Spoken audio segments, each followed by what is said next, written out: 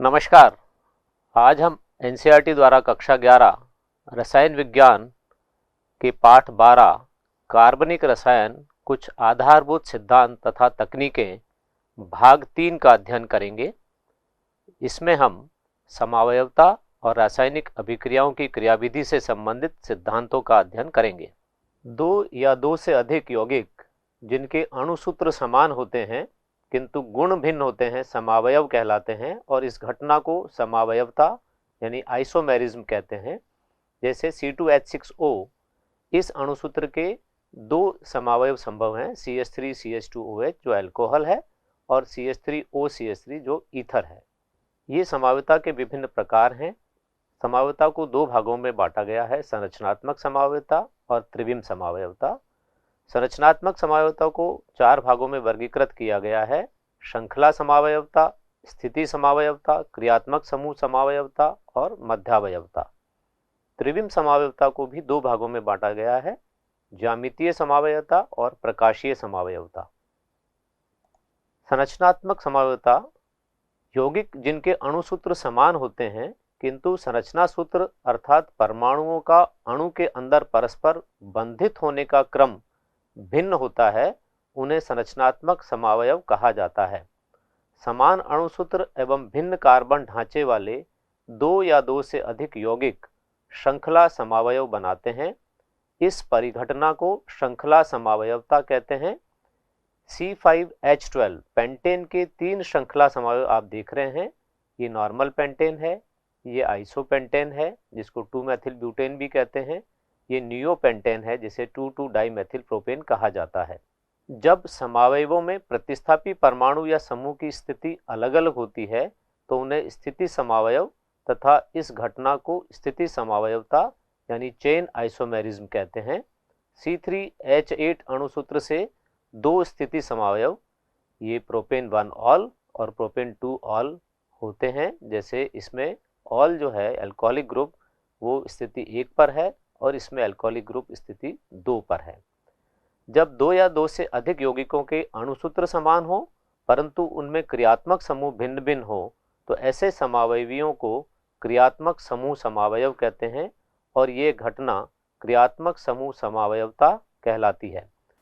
C3H6O अणुसूत्र के ये दो समावयव संभव हैं, प्रोपेनॉन और प्रोपेनेल। इसमें कीटोनिक क्रियात्मक समूह है और इसमें एल्डिहाइडिक क्रियात्मक समूह है। निम्नलिखित में से किसमें क्रियात्मक समूह समावयवता संभव नहीं है, ये प्रश्न है। अल्कोहल में क्रियात्मक समूह समावयवता संभव है क्योंकि ये ईथर के साथ में क्रियात्मक समूह समावयवता दर्शाता है। एल्डिहाइड और कीटोन में भी क्रियात्मक समूह समावयवता होती है। साइनाइड में भी क्रियात्मक समूह समावयवता होती है और ये आइसोसाइनाइड के साथ में समावयवता दर्शाता है, लेकिन एल्किल हैलाइड जो है वो क्रियात्मक समूह समावयवता इसमें संभव नहीं है।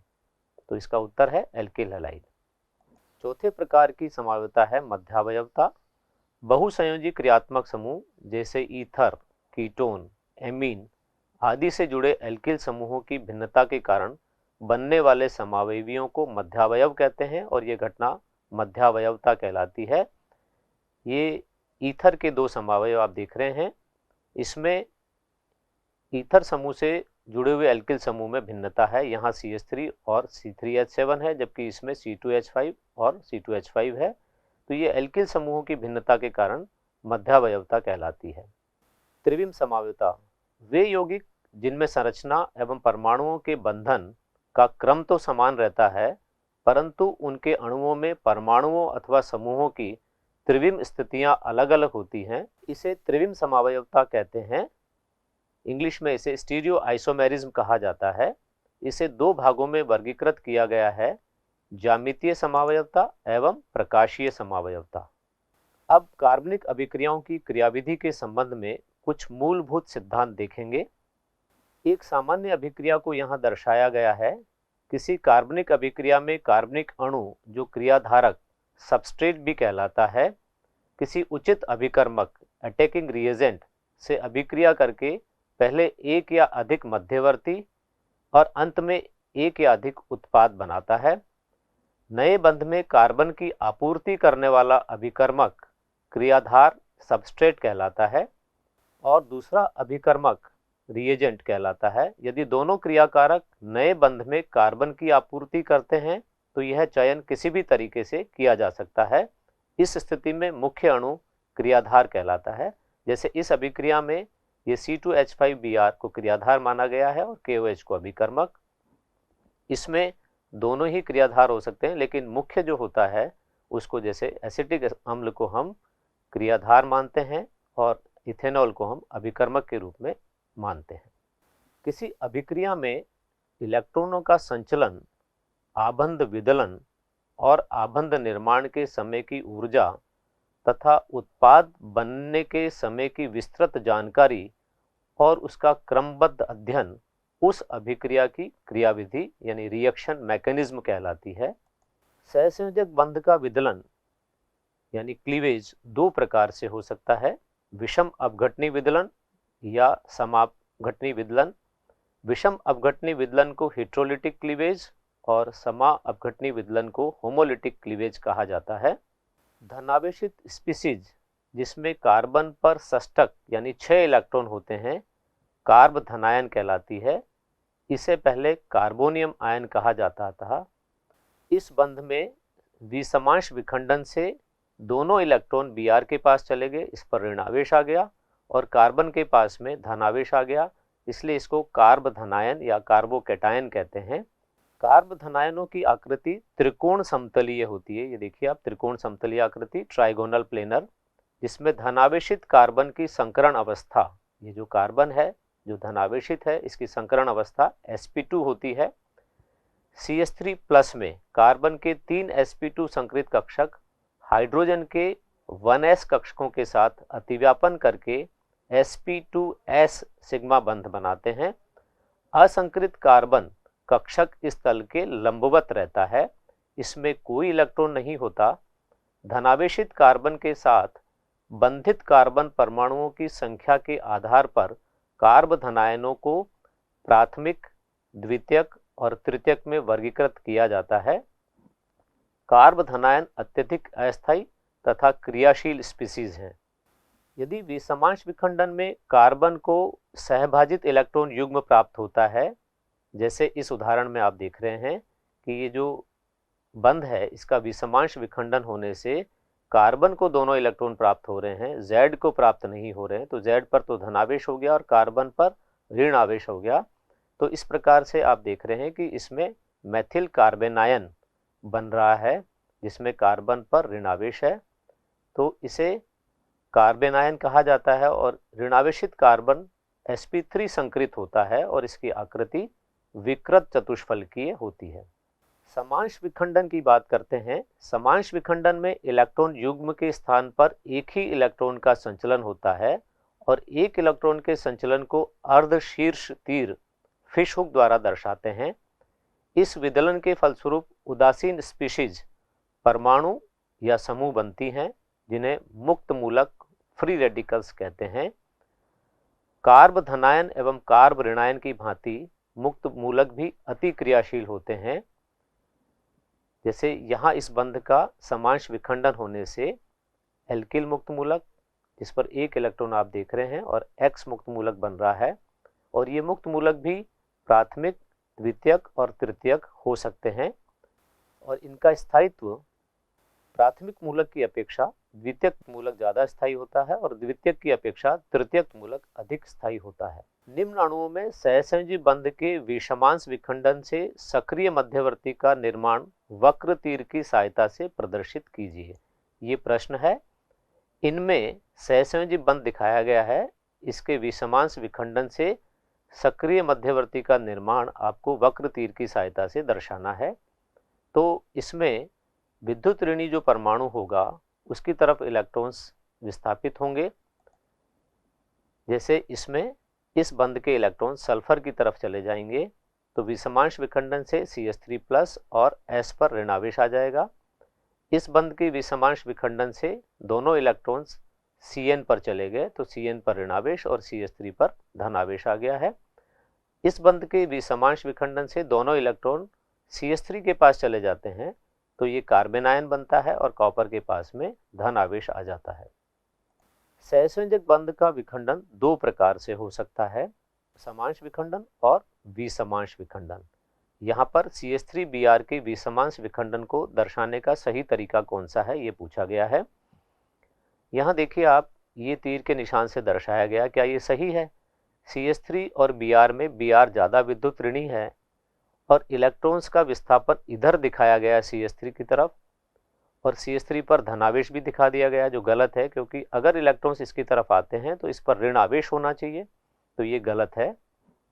इस उदाहरण में देखिए, CH3Br में दोनों इलेक्ट्रॉन्स विसमांश विखंडन के बाद में Br की तरफ दर्शाए गए हैं तीर के द्वारा, तो Br पर ऋणावेश आया है और CH3 पर धनावेश आया है। ये दोनों ही बातें सही है कि विस्थापन भी Br की तरफ होगा इलेक्ट्रॉन्स का, और आवेश भी Br पर ही माइनस दिखाया गया है। तीसरे में देखिए आप कि इसमें तीर का निशान Br की तरफ है, इलेक्ट्रॉन्स का विस्थापन दिखा रहा है, लेकिन आवेश CH3 पर माइनस दिखाया गया है और Br पर धन आवेश दिखाया गया है, जो गलत है। इसी प्रकार इसमें तीर तो पूरे बना दिए गए हैं दोनों तरफ, लेकिन इलेक्ट्रॉन का एक एक इलेक्ट्रॉन्स का यानी समांश विखंडन दर्शाया गया है, तो मुक्त मूलक बन रहे हैं जो विसमांश विखंडन को नहीं दर्शाता है, इसलिए इसका उत्तर होगा सेकंड। इस प्रश्न में इलेक्ट्रॉन्स नहीं यानी इलेक्ट्रॉन चाहने वाली स्पीशीज होती है, निम्नलिखित में से कौन से समूह में केवल इलेक्ट्रॉन्स नहीं है? आपसे पूछा गया है कि इन 4 उत्तरों में से कोई उत्तर बताइए जिनमें सारे ही इलेक्ट्रॉन्स नहीं हैं। यहाँ देखिए BF3 इलेक्ट्रॉन्स नहीं है, NH3 में इलेक्ट्रॉन युग्म होता है और जल में भी इलेक्ट्रॉन युग्म होता है, H2O अणु में भी, इसलिए ये दोनों ही नाभिक्स नहीं है। केवल एक BF3 इलेक्ट्रॉन्स नहीं है, तो ये उत्तर अपना नहीं हो सकता। AlCl3 ये इलेक्ट्रॉन्स नहीं होता है, SO3 भी इलेक्ट्रॉन्स नहीं होता है, और NO2+ आप देख रहे हैं इस पर धनावेश है, ये भी इलेक्ट्रॉन्स नहीं होता है, तो इसमें ये तीनों ही इलेक्ट्रॉन्स नहीं है, तो एक उत्तर अपना ये है। दूसरा NO2+, इस पे भी धनावेश है, CH3+ पर भी धनावेश है और CH3CO+ पर भी धनावेश है, ये तीनों ही धनावेश आप देख करके कह सकते हैं कि इलेक्ट्रॉन्स नहीं है, इसलिए ये भी इसका उत्तर होगा। लेकिन चौथे में देखिए, इसमें ऋणावेश है, तो ये नाभिक्स नहीं है, ये मुक्त मूलक है और ये इलेक्ट्रॉन्स नहीं है, तो हमारा उत्तर होगा सेकंड और थर्ड। इस प्रश्न में पूछा गया है कि कारण स्पष्ट करते हुए बताइए, इनको नाभिक्स नहीं और इलेक्ट्रॉन्स नहीं, इनमें कौन कौन से हैं। जैसे HS-, जहाँ ऋणावेश है वो आप कह सकते हैं कि वो नाभिक्स नहीं है, तो जहाँ जहाँ ऋणावेश है वो अब निकाल लेते हैं। पहले HS-, C2H5O-, और तीसरा ये CH3N, इस पर भी इलेक्ट्रॉन युग्म है, इसलिए ये नाभिक्स नहीं है, और ये H2N, इस पर भी ऋणावेश है, इलेक्ट्रॉन युग्म है, इसलिए ये भी नाभिक्स नहीं है। जिन पर धनावेश होते हैं वो इलेक्ट्रॉन्स नहीं होते हैं, जैसे NO2+, CH3CO+, Cl+, और उदासीन में आप ये देख रहे हैं BF3 बोरोन ट्राइफ्लोराइड, जो इलेक्ट्रॉन्स नहीं होता है। तो इस प्रकार आप वर्गीकृत कर सकते हैं। कार्बनिक अभिक्रियाओं में इलेक्ट्रॉनों का संचलन, मूवमेंट, मुड़े हुए तीरों यानी कर्व्ड एरो द्वारा दर्शाया जाता है। यहाँ देखिए आप, Y के एक तरफ द्विबंध है और एक तरफ एकल बंध है। ये वाला जो पाई बंध है, ये इधर अगर आ जाए तो ये जो मूवमेंट है ये है पाई आबंध से निकटवर्ती आबंध स्थिति पर, तो ये वाली स्थिति बनेगी। अगर ये पाई बंध के इलेक्ट्रॉन्स Y पर चले जाते हैं तो Y पर इलेक्ट्रॉन युग्म के रूप में रहेंगे, तो इसमें हम बोलेंगे पाई आबंध से निकटवर्ती परमाणु पर इलेक्ट्रॉन का संचलन। और अगर ये जो इलेक्ट्रॉन है Y के पास में, ये यहाँ चले जाते हैं तो यहाँ पाई बंध के रूप में दिखेंगे, तो ये है परमाणु से निकटवर्ती आबंध स्थिति पर। जैसे हाइड्रोक्साइड से मिथेनॉल प्राप्त होने में और क्लोरोमीथेन के विघटन से मुड़े तीरों का उपयोग करके इलेक्ट्रॉन के संचलन को दर्शाया गया है। एक इलेक्ट्रॉन के संचलन को अर्धशीर्ष तीर, single barbed half headed arrow यानी फिश हुक द्वारा दर्शाया जाता है, तो इससे मुक्त मूलक का निर्माण बताया गया है। और यहाँ पर ये 2 इलेक्ट्रॉन्स का विस्थापन है, संचलन है, जो CH3 पर आकर के CH3OH के बीच में बंध बन रहा है, और जो Br के पास में इलेक्ट्रॉन युग्म जा रहा है वो Br के पास में जाने के बाद में इसको ऋणावेशित ब्रोमाइड आयन के रूप में बना रहा है।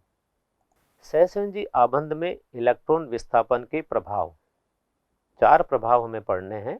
प्रेरणिक प्रभाव, अनुनाद प्रभाव, इलेक्ट्रोमेरिक प्रभाव और अतिसंयुग्मन। प्रेरणिक प्रभाव। भिन्न विद्युत ऋणात्मकता के दो परमाणुओं के बीच बने सहसंयोजक बंध में इलेक्ट्रॉन असमान रूप से सहभाजित होते हैं। इलेक्ट्रॉन घनत्व उच्च विद्युत ऋणी परमाणु की ओर अधिक होता है, इस कारण सहसंयोजक बंध ध्रुवीय हो जाता है। ये जो बंध है कार्बन Cl के बीच में, कार्बन क्योंकि विद्युत ऋणी तत्व है इसलिए इस पर आंशिक ऋणावेश और इस पर आंशिक धन आवेश आ जाता है, और इस कारण से इस कार्बन कार्बन के बीच में जो बंध है वो भी थोड़ा सा ध्रुवीय प्रकृति का हो जाता है। और यहाँ पर आप देख रहे हैं इस पर डेल्टा डेल्टा प्लस आवेश है जो थोड़ा कम है। दूसरे शब्दों में CCl की ध्रुवता के कारण पास के बंध में ध्रुवता उत्पन्न हो जाती है। समीप के सिग्मा बंध के कारण अगले सिग्मा बंध के ध्रुवीय होने की प्रक्रिया प्रेरणिक प्रभाव यानी इंडक्टिव इफेक्ट कहलाती है। ये प्रभाव आगे के बंधों तक भी जाता है, लेकिन बंधों की संख्या बढ़ने के साथ साथ यह प्रभाव कम होता जाता है और 3 बंधों के बाद लगभग समाप्त हो जाता है। यहाँ इस प्रश्न में देखिए कि किस बंध में ध्रुवता न्यूनतम होगी, तो आप समझ सकते हैं कि ये जो बंध है ये ध्रुवीय प्रकृति का बंध है और इसके कारण से इसमें प्रेरणिक प्रभाव उत्पन्न होता है इस बंध में भी। लेकिन ये तीसरा बंध है बहुत दूर है इस विद्युत ऋणी परमाणु और इस कार्बन के बीच के बंध से, इसलिए सबसे कम ध्रुवता इस बंध में होगी। प्रेरणिक प्रभाव का संबंध प्रतिस्थापी से बंधित कार्बन परमाणु को इलेक्ट्रॉन प्रदान करने अथवा अपनी ओर आकर्षित कर लेने की क्षमता से है। इस क्षमता के आधार पर प्रतिस्थापियों को हाइड्रोजन के सापेक्ष इलेक्ट्रॉन आकर्षी, इलेक्ट्रॉन विड्रॉइंग यानी -I प्रभाव वाला, या इलेक्ट्रॉन दाता समूह, इलेक्ट्रॉन डोनर, या +I इफेक्ट के समूह के रूप में वर्गीकृत किया जाता है। ये इलेक्ट्रॉन आकर्षी समूह हैं जो -I प्रभाव दर्शाते हैं, nitro, cyano, carboxy, ester, aryloxy, और +I प्रभाव दर्शाने वाले यानी इलेक्ट्रॉन दाता समूह हैं एल्किल समूह जैसे मैथिल, एथिल आदि। इन युग्म में कौन सा आबंध अधिक ध्रुवीय है ऐसा पूछा गया है। CH3H वाला बंध या CH3Br वाला बंध, CH3NH2 वाला बंध या CH3OH वाला बंध, और इसमें CH3OH वाला या CH3SH वाला। तो इसका जो उत्तर है वो यह है कि CH3Br अधिक ध्रुवीय है क्योंकि हाइड्रोजन की अपेक्षा Br की विद्युत ऋणता अधिक है। कार्बन नाइट्रोजन बंध की जो विद्युत ऋणता में अंतर है वो इस बंध की तुलना में कम है, तो ये ज़्यादा विद्युत ऋणी होने के कारण अधिक ध्रुवीय है। यहाँ भी CH3OH जो कार्बन ऑक्सीजन के बीच का बंध है ये अधिक ध्रुवीय है। CH3 और SH के बीच में जो बंध है उसमें कार्बन सल्फर की विद्युत ऋणता में अंतर कम है, इसलिए ये ज़्यादा विद्युत ऋणी है और ये ज़्यादा अधिक ध्रुवीय है। निम्नलिखित यौगिकों में से किस यौगिक में तारांकित कार्बन पर अधिकतम धन आवेश अपेक्षित है। यहाँ पर विद्युत ऋणता देखनी है। Cl की विद्युत ऋणता अधिक होती है, इसलिए ये बंध ध्रुवीय प्रकृति का होता है और इस कार्बन पर धन आवेश होगा। अब इस वाले में देखिए ये मैग्नीशियम बीच में है, ये ग्रिनियर अभिकर्मक है, तो इस कारण से इस बंध में ध्रुवीय प्रकृति कम होगी, इसलिए इस कार्बन पर आवेश की बात हम नहीं कर सकते। यहाँ पर ये बंध ध्रुवीय प्रकृति का है, इसलिए इसमें कार्बन पर निश्चित रूप से धनावेश होगा, लेकिन Br क्योंकि Cl की अपेक्षा कम विद्युत ऋणी होता है इसलिए इस पर धनावेश कम होगा। यहाँ पर ये कार्बन ही है इसलिए इस पर ध्रुवीयता नहीं आएगी, अतः हम कह सकते हैं कि ये वाला जो कार्बन है ये सर्वाधिक धन आवेशित होगा। अब एल्किल प्रभाव के उपयोग देखते हैं। एल्किल हैलाइडों की आपेक्षिक क्रियाशीलता, अम्लों का आपेक्षिक सामर्थ्य और क्षारों का आपेक्षिक सामर्थ्य हम इस प्रेरणिक प्रभाव से समझा सकते हैं। एल्किल हैलाइडों की आपेक्षिक क्रियाशीलता देखते हैं। ये एक तृतीयक एल्किल हैलाइड है, ये द्वितीयक एल्किल हैलाइड है और ये एक तृतीयक एल्किल हैलाइड है जिनको फर्स्ट, सेकंड और थर्ड नाम दिया गया है। यहाँ पर कार्बन हैलोजन बंध की ध्रुवता देखेंगे तो सबसे ज़्यादा ध्रुवीय ये होता है क्योंकि इसमें 3 एल्किल समूहों का +I प्रभाव कार्य करता है, तो सबसे ज़्यादा ध्रुवता इसकी होती है। तो फर्स्ट सबसे अधिक ध्रुवीय है, द्वितीयक उससे कम और तृतीयक सबसे कम ध्रुवीय है। क्रियाशीलता का घटता क्रम भी यही होगा, क्योंकि इसमें ध्रुवीयता ज़्यादा है, इसलिए ये बंध आसानी से टूट सकता है। और ध्रुवीयता का घटता हुआ क्रम ये होने के कारण क्रियाशीलता का घटता हुआ क्रम भी यही होगा। सबसे ज़्यादा क्रियाशीलता तृतीयक एल्किल हैलाइड दर्शाते हैं, उससे कम द्वितीयक और सबसे कम तृतीयक एल्किल हैलाइड। और इस उदाहरण से हम समझ सकते हैं कि AgNO3 के साथ केवल तृतीयक एल्किल हैलाइड सफ़ेद अवक्षेप देते हैं। इसका मतलब इस बंध के टूटने से जो X निकलेगा वो AgX बनाएगा, जिसका सफ़ेद अवक्षेप आता है। अम्लों की आपेक्षिक सामर्थ्य। अम्ल सामर्थ्य और प्लस आई प्रभाव या माइनस आई प्रभाव का संबंध हम यहाँ देख रहे हैं। अम्ल सामर्थ्य समानुपाती होता है माइनस आई प्रभाव के, और प्लस आई प्रभाव के विलोमानुपाती होता है। इस उदाहरण में फॉर्मिक एसिड, एसिटिक एसिड और इथेनोइक एसिड लिया गया है। यहाँ पर हाइड्रोजन है, यहाँ पर CH3 है और ये CH3 CH2 है। प्लस आई प्रभाव इस क्रम में बढ़ रहा है, सबसे ज़्यादा प्रोपेनोइक एसिड में होता है। तो जब प्लस आई प्रभाव बढ़ रहा है तो क्योंकि अम्ल सामर्थ्य इसका विलोमानुपाती है, इसलिए अम्ल सामर्थ्य सबसे ज़्यादा किसकी होगी? फॉर्मिक अम्ल की होगी, उससे कम एसिटिक अम्ल की होगी और सबसे कम इथेनोइक अम्ल की होगी। इस उदाहरण में आप देखें, एसिटिक अम्ल में एक हाइड्रोजन हटा करके Cl लगाने से क्लोरो एसिटिक एसिड बना, फिर 2 हाइड्रोजन हटाने से डाइक्लोरो एसिटिक एसिड बना और 3 हाइड्रोजन हटा करके ट्राइक्लोरो एसिटिक एसिड बनाया गया। अब ये माइनस आई प्रभाव का बढ़ता हुआ क्रम है, क्योंकि माइनस आई प्रभाव 1 Cl का सबसे कम होगा, 2 Cl का उससे ज़्यादा होगा और 3 Cl का सबसे ज़्यादा होगा। और जब माइनस आई प्रभाव ज़्यादा होता है तो अम्ल सामर्थ्य भी अधिक होता है, इसलिए एसिटिक अम्ल इस श्रृंखला में सबसे कम अम्लीय होगा और सर्वाधिक अम्लीय होगा ट्राइक्लोरो एसिटिक अम्ल। क्षारों का अपेक्षित सामर्थ्य देखते हैं। क्षार सामर्थ्य प्लस आई प्रभाव के समानुपाती और माइनस आई प्रभाव के विलोमानुपाती होता है। क्षार वो होते हैं जो इलेक्ट्रॉन युग्म दान कर सकते हैं। अमोनिया जो होता है उसमें नाइट्रोजन के पास में एक इलेक्ट्रॉन युग्म है और इसको ये दान कर सकता है, डोनेट कर सकता है, इसलिए ये क्षारीय प्रवृत्ति का होता है। जब इस पर एक R लगा देते हैं तो ये एल्किल अमीन बनता है RnH2। तो इसमें इसकी दान करने की प्रवृत्ति, इलेक्ट्रॉन युग्म प्रदान करने की प्रवृत्ति बढ़ जाती है, क्योंकि R का यहाँ पर कौन सा प्रभाव है? प्लस आई प्रभाव। तो क्षार सामर्थ्य प्लस आई प्रभाव के समानुपाती है। C6H5NH2 यानी बेंजीन वलय है एमीन ग्रुप से जुड़ी हुई, तो नाइट्रोजन पर जो इलेक्ट्रॉन युग्म है उसकी उपलब्धता कम हो जाती है, इसलिए कम क्षारीय होता है, क्योंकि ये बेंजीन वलय में अनुनाद में भाग लेता है, तो इसलिए ये कम क्षारीय होता है। किसकी तुलना में? अमोनिया की तुलना में। इस उदाहरण में देखिए कि अमोनिया जो है वो क्षारीय है, लेकिन उससे ज़्यादा क्षारीय एल्किल अमीन है और उससे ज़्यादा क्षारीय डाई एल्किल अमीन है, क्योंकि यहाँ पर प्लस आई प्रभाव एक एल्किल समूह का कार्य कर रहा है और यहाँ 2 एल्किल समूहों का कार्य कर रहा है, इसलिए क्षार सामर्थ्य भी इसी क्रम में बढ़ जाती है। तो सर्वाधिक क्षारीय डाई एल्किल अमीन होता है, उससे कम मोनो एल्किल अमीन होता है और सबसे कम अमोनिया क्षारीय होता है। अनुनादी संरचनाएं।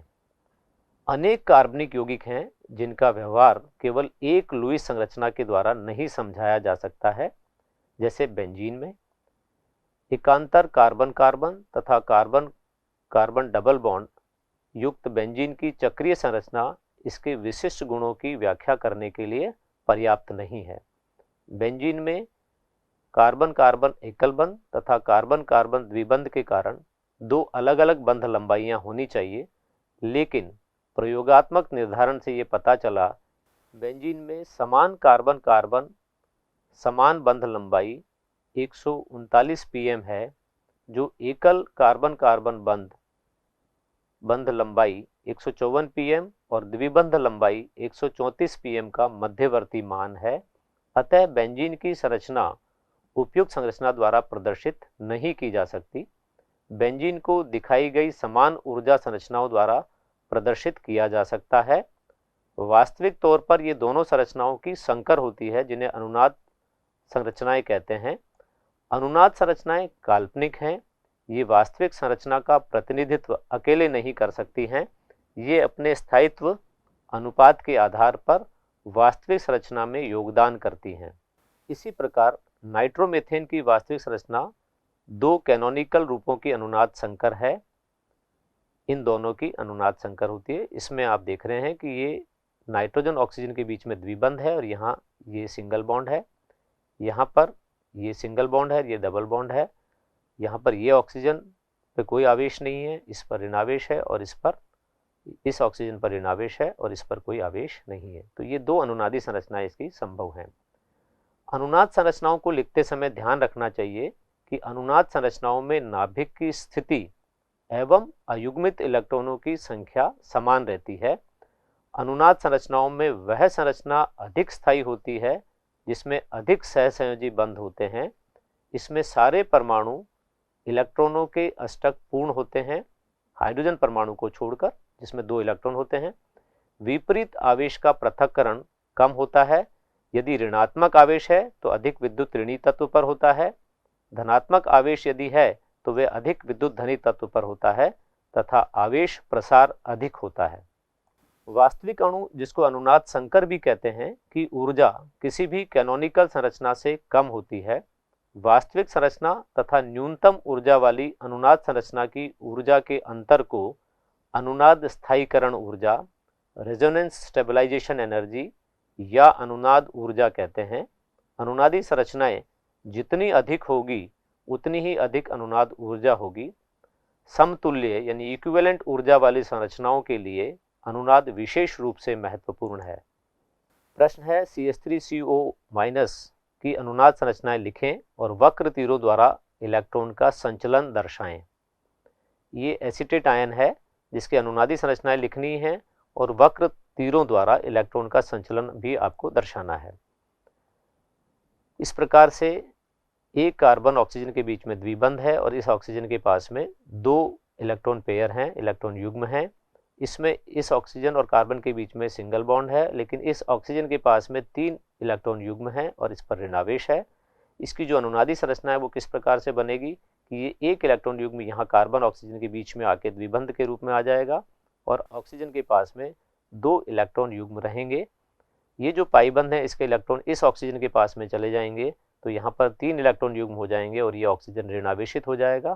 तो इस प्रकार से ये 2 इलेक्ट्रॉनिक अनुनादी संरचनाएं इसकी बना सकते हैं और इलेक्ट्रॉन्स का जो संचलन है वो इस प्रकार से वक्र तीरों द्वारा आप दर्शा सकते हैं। CH3 CH2 CHO की अनुनादी संरचनाएं लिखिए तथा विभिन्न अनुनादी संरचनाओं का आपेक्षिक स्थायित्व समझाइए। इसमें 3 संरचनाएं संभव हैं, फर्स्ट, सेकंड और थर्ड। यहाँ पर आप देख रहे हैं इस संरचना में कोई आवेश नहीं है। इसमें इस कार्बन पर धनावेश है और इस पर ऑक्सीजन पर ऋणावेश है। इसमें कार्बन पर ऋणावेश है और ऑक्सीजन पर धनावेश है। अब इसका जो उत्तर है वो है कि स्थायित्व जो होता है सबसे ज़्यादा फर्स्ट का है, सेकंड का उससे कम और थर्ड का सबसे कम है। फर्स्ट सर्वाधिक स्थायी है क्योंकि प्रत्येक कार्बन तथा ऑक्सीजन का अष्टक पूर्ण है तथा कार्बन और ऑक्सीजन पर विपरीत आवेशों का पृथक्करण नहीं है। सेकंड में ऋणावेश अधिक ऋण विद्युतीय परमाणु पर तथा धनावेश अधिक धन विद्युतीय परमाणु पर है। ऑक्सीजन विद्युत ऋणी परमाणु है जिस पर ऋणावेश है और कार्बन विद्युत धनी परमाणु है जिस पर धनावेश है। तीसरा जो है वो सबसे कम स्थायी है क्योंकि धनावेश अधिक विद्युत ऋणी परमाणु पर उपस्थित है। ऑक्सीजन पर धनावेश आ गया है जबकि अधिक धन विद्युतीय कार्बन पर ऋण आवेश उपस्थित है, इसलिए ये सबसे कम स्थायी है। अनुनाद प्रभाव ये 2 प्रकार का होता है, धनात्मक अनुनाद प्रभाव जिसको +R प्रभाव कहते हैं और ऋणात्मक अनुनाद प्रभाव जिसको -R प्रभाव कहते हैं। 2 पाईबंधों की अन्योन्य क्रिया अथवा पाईबंध एवं समीप के परमाणु पर उपस्थित एकाकी इलेक्ट्रॉन युग्म के बीच अन्योन्य क्रिया के कारण अणु में उत्पन्न ध्रुवता को अनुनाद प्रभाव कहते हैं। यहाँ देखिए ये नाइट्रोजन के पास में एनिलीन में एक इलेक्ट्रॉन युग्म है और ये इस तरीके से समूह से विपरीत दिशा में यानी रिंग की ओर, वलय की ओर जा रहा है। यहाँ द्विबंध के रूप में आ गया है और ये जो वलय का द्विबंध है ये यहाँ पर इलेक्ट्रॉन युग्म के रूप में आ गया है, तो ऋण आवेश आ गया इसमें वलय में। तो इस प्रकार से ये प्रभाव जो है वो +R प्रभाव है। और नाइट्रो समूह जब जुड़ा होता है तो नाइट्रो समूह इलेक्ट्रॉन विड्रॉइंग यानी इलेक्ट्रॉन आकर्षी समूह होता है, तो ये अपनी तरफ इलेक्ट्रॉन्स को वलय में से खींचता है। तो नाइट्रोजन और वलय के बीच में, इस कार्बन के बीच में द्विबंध आ गया है, तो इस रिंग में इस स्थिति पर धनावेश आ गया और ऑक्सीजन पर यहाँ पर ऋणावेश आप देख रहे हैं। तो ये प्रभाव नाइट्रो समूह का -R प्रभाव है। +R प्रभाव दर्शाने वाले समूह हैं halogen, OH, OR, OCOR, NH2, NHR, NR2, NHCOR, -R प्रभाव दर्शाने वाले समूह कौन से हैं? COH, CHO, CO, CN, NO2 आदि। किसी विवृत श्रृंखला, ओपन चेन अथवा चक्रीय निकाय में एकांतर क्रम में एकल और द्विबंधों की उपस्थिति को संयुग्मित निकाय यानी कॉन्जुगेटेड सिस्टम कहते हैं। ये असामान्य व्यवहार दर्शाते हैं। 1,3-ब्यूटाडाइन, एनिलीन, नाइट्रोबेंजीन इत्यादि इसके उदाहरण हैं। ऐसे निकायों में पाई इलेक्ट्रॉन विस्थापित हो जाते हैं तथा ध्रुवता उत्पन्न होती है। यहाँ पर ये इलेक्ट्रॉन पेयर जो है ये विस्थापित हो गया, डिलोकलाइज्ड, और इस पर आवेश आ गया धनावेश और रिंग में ऋणावेश। ऐसे ही वलय में भी धनावेश है और नाइट्रो समूह के ऑक्सीजन पर ऋणावेश आ गया है। इस प्रकार से ध्रुवता उत्पन्न हो जाती है। इलेक्ट्रोमेरिक प्रभाव, यह एक अस्थायी प्रभाव है। यह केवल क्रिया के समय द्विबंध या त्रिबंध वाले यौगिकों द्वारा दर्शाया जाता है। अभिकर्मक की उपस्थिति में पाईबंध के इलेक्ट्रॉन किसी एक परमाणु की ओर विस्थापित हो जाते हैं। इसे तीर द्वारा दिखाया जाता है। इस प्रकार से दर्शाते हैं। दो प्रकार के इलेक्ट्रोमेरिक प्रभाव होते हैं, +E प्रभाव और -E प्रभाव। +E प्रभाव में इलेक्ट्रॉनों का स्थानांतरण उस कार्बन परमाणु पर होता है जिससे आक्रमणकारी अभिकर्मक बंधित होता है। यहाँ देखिए ये आक्रमणकारी अभिकर्मक H+ इस कार्बन से जुड़ा है और इलेक्ट्रोमेरिक प्रभाव भी इसी कार्बन की तरफ काम कर रहा है, इसलिए इसको +E प्रभाव कहते हैं। इस उदाहरण में आक्रामक अभिकर्मक Cn- इस कार्बन से जुड़ रहा है, लेकिन इलेक्ट्रोमेरिक प्रभाव इस कार्बन की तरफ नहीं है, ऑक्सीजन की तरफ है, इसलिए इसको -I प्रभाव कहते हैं। जब प्रेरणिक तथा इलेक्ट्रोमेरिक प्रभाव एक दूसरे की विपरीत दिशाओं में कार्य करते हैं तब इलेक्ट्रोमेरिक प्रभाव प्रबल होता है। अतिसंयुग्मन, अतिसंयुग्मन एक स्थायी प्रभाव है। इसमें किसी असंतृप्त निकाय के परमाणु से सीधे जुड़े एल्किल समूह के CH बंध या असहभाजित P कक्षक वाले परमाणु के सिग्मा इलेक्ट्रॉनों का विस्थानीकरण हो जाता है। धनावेशित कार्बन पर एक रिक्त P कक्षक है। मैथिल समूह का एक CH बंध रिक्त P कक्षक के तल के अलाइन यानी पैरेलल हो जाता है, जिसके कारण CH बंध के इलेक्ट्रॉन रिक्त P कक्षक में विस्थानीकृत हो जाते हैं। इस प्रकार के अतिव्यापन से कार्ब धनायन का स्थायित्व बढ़ जाता है, क्योंकि निकटवर्ती सिग्मा बंध धनावेश के विस्थानीकरण में सहायता करता है। यहाँ देखिए ये जो कार्बन है ये धनावेशित कार्बन है और इस कार्बन के ये जो CH3 है इसका जो हाइड्रोजन है ये इसके इस कार्बन के P कक्षक के लंबवत समानांतर आ गया है, तो इस कारण से ये अतिसंयुग्मन हो गया और ये यहाँ पर 3 कार्बन हाइड्रोजन हैं, तो इसलिए इस पर H पर धनावेश आ गया और ये कोई बंध इसके बीच में नहीं है और यहाँ जो इलेक्ट्रॉन्स थे इस कार्बन हाइड्रोजन के बीच के वो इस कार्बन कार्बन के बीच चले गए, तो यहाँ द्विबंध के रूप में है। लेकिन ये जो H+ है इस प्रकार की जो संरचनाएं हैं वो 3 हो सकती हैं। एक बार इस हाइड्रोजन पर धनावेश आ गया, दूसरी बार में इस हाइड्रोजन पर और तीसरी बार में इस पर। इस प्रकार ये अतिसंयुग्मन है और अतिसंयुग्मन के कारण स्थायित्व बढ़ता है। धनावेशित कार्बन से संयुक्त एल्किल समूह की संख्या बढ़ने पर अतिसंयुग्मन अन्योन क्रिया अधिक होती है, जिसके कारण कार्ब धनायन का स्थायित्व बढ़ता है। विभिन्न कार्ब धनायन के स्थायित्व का घटता हुआ क्रम यहाँ दर्शाया गया है। यहाँ पर क्योंकि 3,3,6,3,9 CH3 बंध हैं, इसलिए इसमें 9 अतिसंयुग्मित संरचनाएं बनाना संभव है। इसमें 2 CH3 समूहों के कारण 6 संरचनाएं बनाना संभव है। इसमें केवल 3 कार्बन हाइड्रोजन बंध है, इसलिए 3 संरचनाएं संभव है।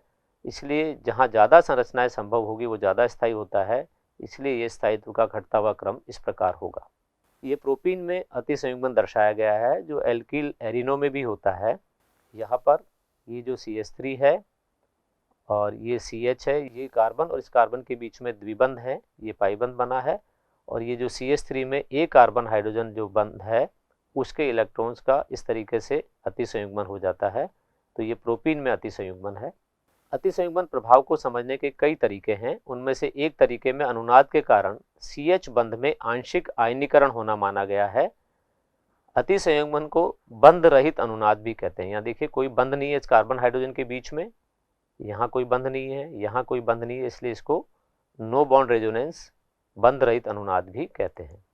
CH3 3C+, CH3 CH2+ की अपेक्षा अधिक स्थायी क्यों है और CH3+ का स्थायित्व न्यूनतम क्यों है, इसको भी अतिसंयुग्मन से बताया जा सकता है। इसमें जैसा पहले बताया आपको, नो CH बंद होने के कारण इसमें अतिसंयुग्मन अन्योन्य क्रिया की मात्रा इसकी अपेक्षा अधिक होती है, इसलिए ज़्यादा स्थायी है। और CH3+ में रिक्त पी कक्षक CH आबंध के तल के लंबवत होने के कारण इसके साथ अतिव्यापन नहीं कर सकते हैं, अतः CH3+ में अतिसंयुग्मन नहीं होता है, इसलिए इसका स्थायित्व न्यूनतम है। अतिसंयुग्मन में विस्थानीकरण होता है असंतृप्त कार्बन से सीधे जुड़े एल्किल मूलक के कार्बन हाइड्रोजन सिग्मा बंध के इलेक्ट्रॉनों का, बिल्कुल सही। धनावेशित कार्बन से जुड़े एल्किल समूह के कार्बन हाइड्रोजन बंध के सिग्मा इलेक्ट्रॉनों का, बिल्कुल सही, जैसा भी आपने देखा है। कार्बन कार्बन आबंध के पाई इलेक्ट्रॉनों के बीच नहीं, इलेक्ट्रॉनों के एकाकी युगल के साथ में नहीं, तो इसके जो उत्तर हैं वो पहला और दूसरा है। कार्बनिक अभिक्रियाओं के 4 प्रकार होते हैं, प्रतिस्थापन अभिक्रियाएं, संकलन यानी योगज अभिक्रियाएं, विलोपन अभिक्रियाएं और पुनर्विन्यास अभिक्रियाएं, जिनको आप आगे पढ़ेंगे। आज हमने कार्बनिक यौगिकों में समअवयवता और रासायनिक अभिक्रियाओं की क्रियाविधि के संबंध में सिद्धांतों को पढ़ा। नमस्कार।